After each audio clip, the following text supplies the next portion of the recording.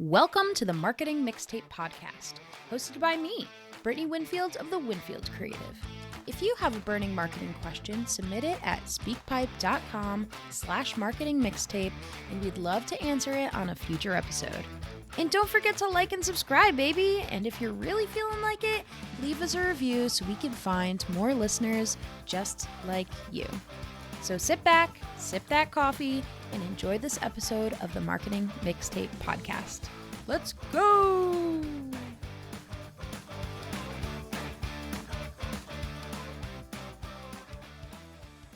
My name's Brittany Winfield, your go-to social media strategist, mentor, and comedian all rolled into one, and the Chief Inspiration Officer of the Winfield Creative. Today we're going to be talking about that 5-star magic, Google reviews. Specifically how to ask for them without sounding desperate, because they're important, but it also feels hella awkward. You don't want to seem too pushy, but you know how important they are for trust, SEO, and new client leads.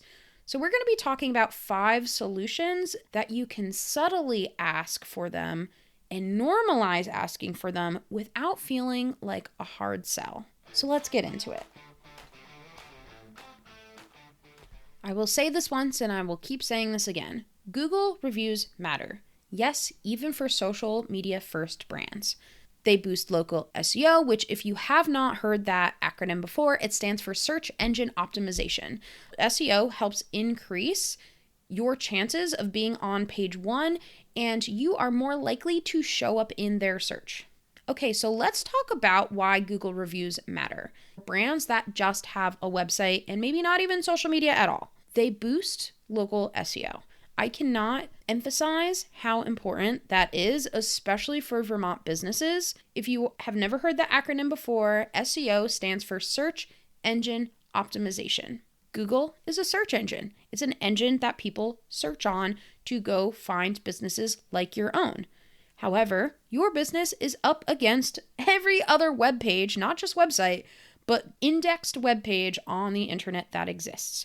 So boosting local SEO, especially for businesses that your leads, your primary customers are within a specific geographic location, it is so important that your web pages, your website, but also your Google business profile is optimized. And Google reviews help you do that. The more Google reviews you have, increases the amount and the quality of keywords that are on your Google business profile, which means you are more likely to show up in that person's search when they go to google.com and they try to find social media agencies near me or social media agencies in Burlington. That's just my example of what my target audience might be trying to look for in order to find businesses like the Winfield Creative.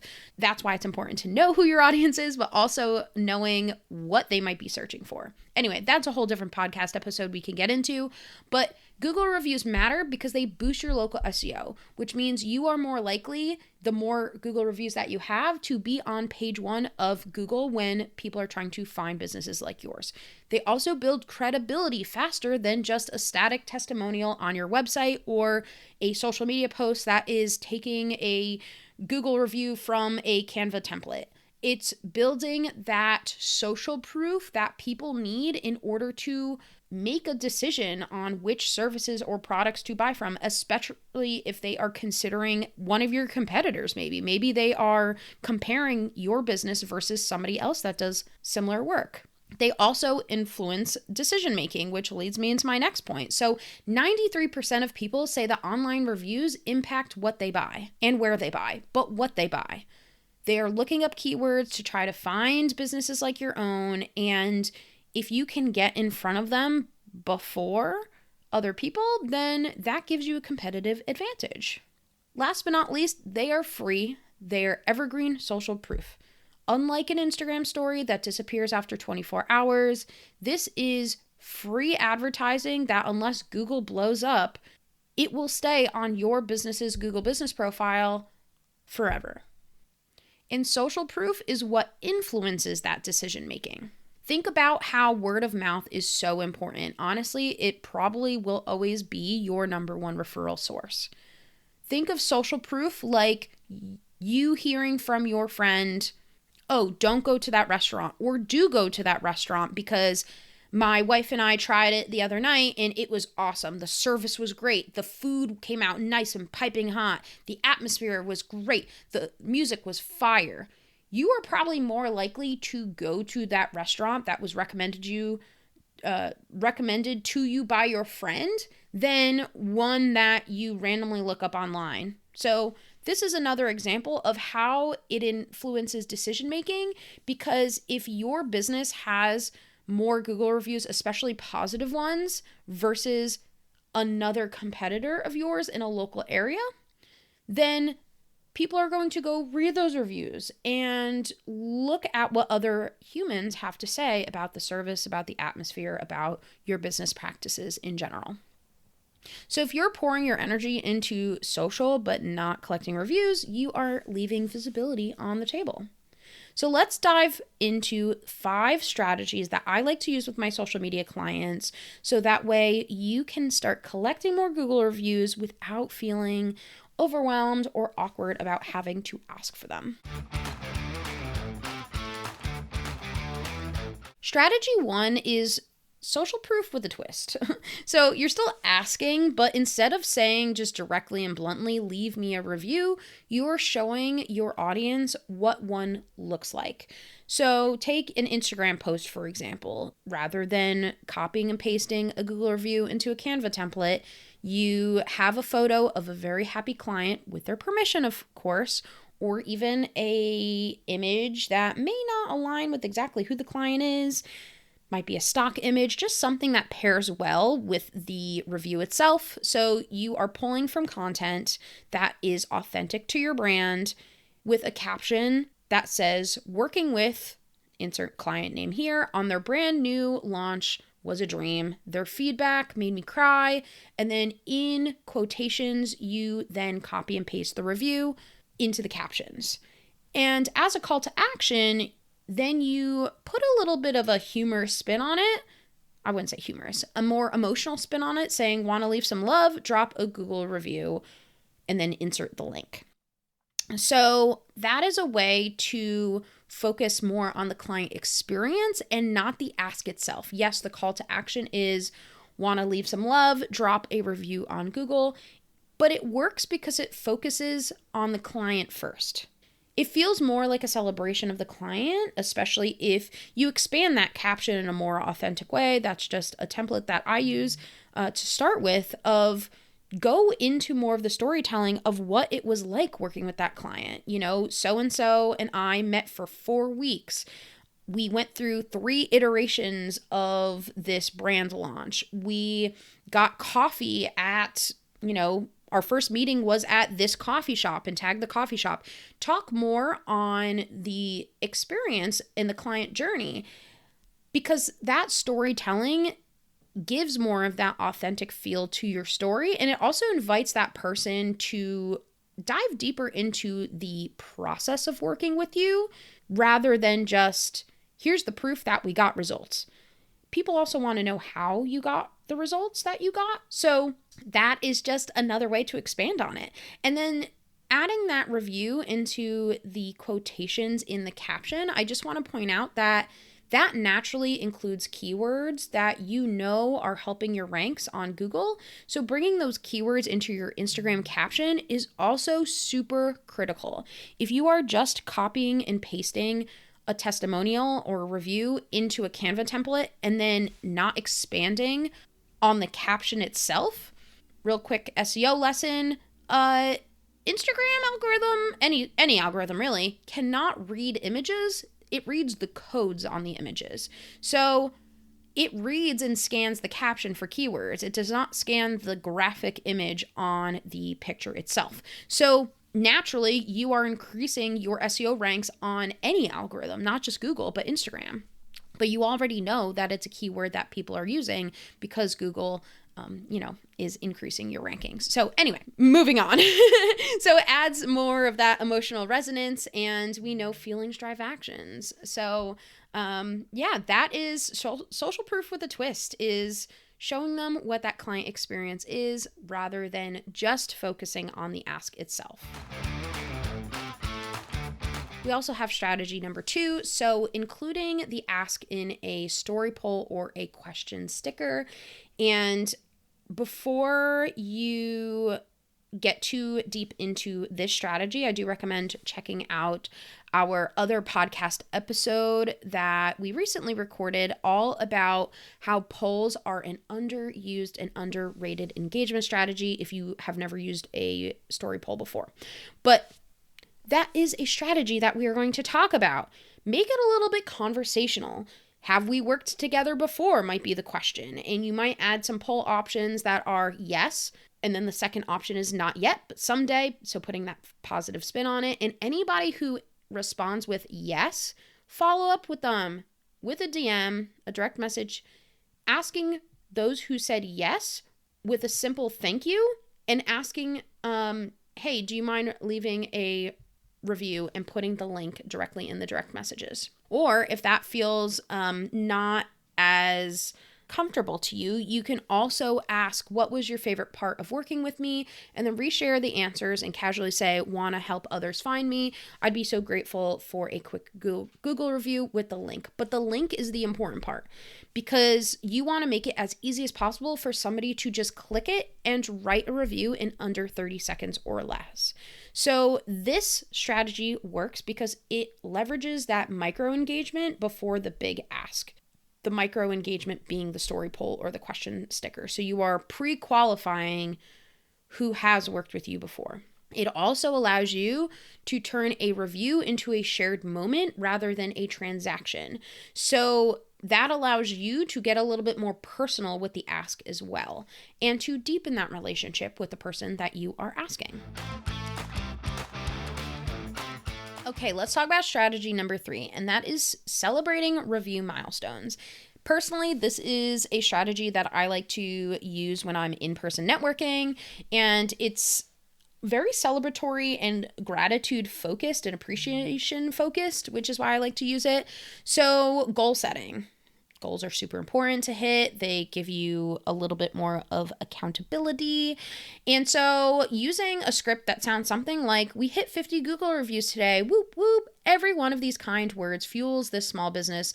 Thank you so much to everybody who has left a review so far.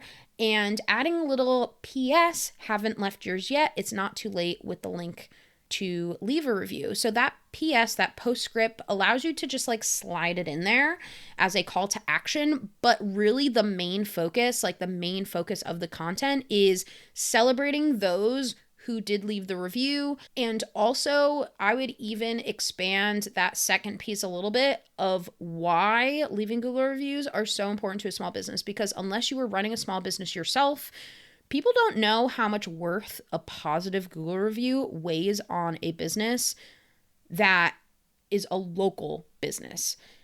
Oftentimes, people will leave reviews when they are pissed off about something. We see it all the time, unfortunately. And we all know that one bad review can also really detrimentally affect a small business. So it's on us as the marketing messengers to explain to our audience how important small business reviews are and normalizing leaving positive Google reviews.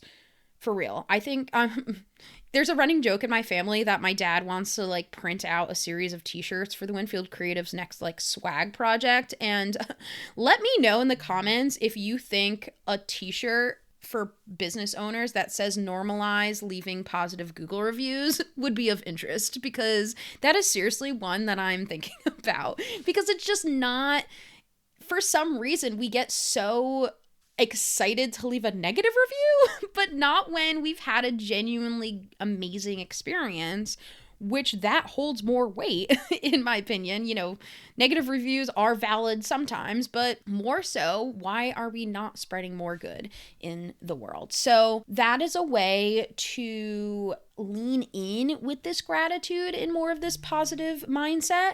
And the bonus of this strategy in itself is you can always screenshot your favorite line from a review and make it into a cute graphic, or even just post the screenshot itself, because that allows people to see that you did not alter it. I don't think people would doubt it, but it's also like more authentic than, pulling it just into a Canva template and then putting it as a post. So that is strategy number 3, is celebrating review milestones.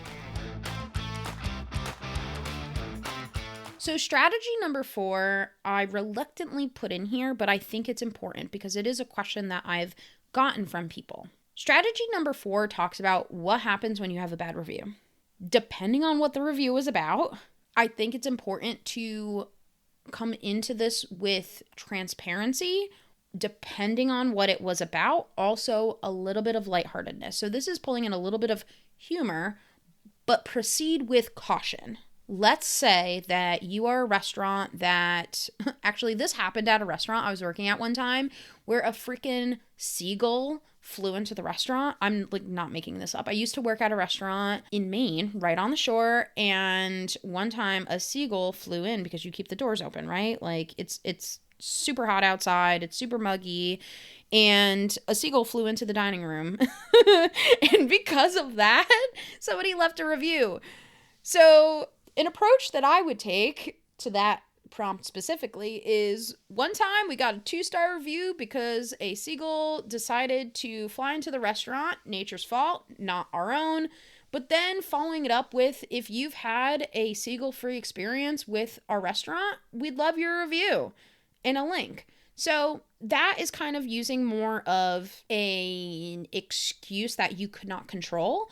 If you do have a bad review of something that you could control, it is important to lean into it with transparency, especially when you are responding to a Google review. So how have you fixed the situation? That is what people care about, is especially if it has not, if it was a few years ago and you have not gained the Google reviews in a while. I see this oftentimes with restaurants, especially who have changed hands since then.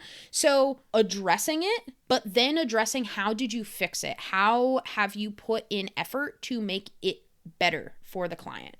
Again, reluctantly put this in here because it is a way to ask for reviews. It is not the primary strategy that I would recommend, though. Okay, let's move on to strategy 5.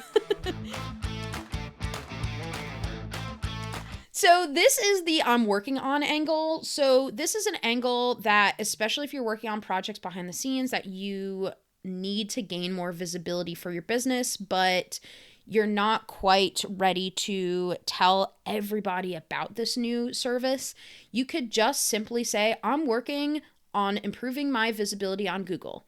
This year, I had a goal to reach X amount of Google reviews, so more people can find me. I would even say, so more people like you can find me. If you've ever gotten value from working with me or even just tuning into content like this, I'd love your help. A Google review takes 60 seconds, but it helps me for years. Not only does this ask in a very honest and vulnerable way, it is real, it builds community around your growth, and also it implies that it does only take 60 seconds. So a lot of times we look at these types of tasks as a consumer, not as a business owner. So shoppers, for example, it does take effort to go and leave a Google review, and it feels like a big task sometimes. But if we teach our audience that it only takes 60 seconds to make a difference in a small business's marketing plan or small business's visibility, then it puts into perspective the time to value ratio for the shopper. Okay, friends, those are the 5 strategies. So just to review one more time, strategy number 1 is that social proof with a twist. So that picture of a happy client and talking more about the story and the client experience. Strategy number 2 is with a story poll or question sticker. So that way you can slide into their DMs in a more engaging way for a shared moment rather than a transaction. Strategy number 3 is celebrating those review milestones and really celebrating with gratitude. Gratitude attitude. We love to hear it. Strategy number 4 is a lighthearted humor spun on a bad review, but again, proceeding with caution. And strategy number 5 is using the I'm working on angle. So really highlighting your goals and how people can help you reach them. So here are some final pro tips just to leave you with. I've got 3 final pro tips for you. Make it ridiculously easy to find the link. Put it in the link in bio. Just leave it there. You can add up to 5 in Instagram. Put it as a highlight or a pinned post or QR code in your bio link. Just make it so easy for them to find the link, because they will not do it if they need to go searching for it themselves. Rotate your asks. You don't always have to say leave a review. You can also say words like support my work, help others find me. Words like this, make it authentic to your language. You don't have to always be so direct with it. And using more community building language. And do not save it for after a big launch. Sprinkle it in monthly. Set one date on your calendar. Pick a number between 1 and 30. Actually, 1 and 28. Thanks, February. Sprinkle it in. Pick one day out of the month to ask for reviews. Make it part of your social media habit and make asking for feedback part of your regular rhythm. Remember that you don't have to beg, you don't have to bribe, and you don't have to overthink it. You can ask for reviews on social media in a way that feels authentic, that feels strategic, and totally feels on brand for you and your business. Use celebratory language, use storytelling, and soft asks that invite rather than demand. And I just want to point out that if this episode sparked ideas on how to boost review engagement without feeling awkward, I'd love for you to review the Winfield Creative, or even better yet, the Marketing Mixtape podcast, wherever you are tuning in. And hey, I would be remiss if I did not ask myself. So if you found value out of this podcast episode, I want to totally make it awkward now and ask for a review of this podcast. So be sure wherever you are tuning in to review the Marketing Mixtape podcast if you found some value and if it sparked ideas for your social media strategy. If you're feeling stuck on what to post or how to build visibility without burning out, I also offer social media strategy sessions. Feel free to go to thewinfieldcreative.com and all of the information's right there. Until next time, go get those 5-star reviews, my friend, because you have earned them. See ya! Thanks so much for listening to this episode of the Marketing Mixtape podcast, brought to you by the Winfield Creative. If you enjoyed this episode, we would love it if you liked, subscribe, follow, review, do all the things so we can find more listeners just like you. And if you have a burning marketing question that you need an answer to, be sure to submit it at speakpipe.com/marketingmixtape. It only takes a second. Until next time, this is Brittany Winfield with the Winfield Creative and the Marketing Mixtape podcast, signing off.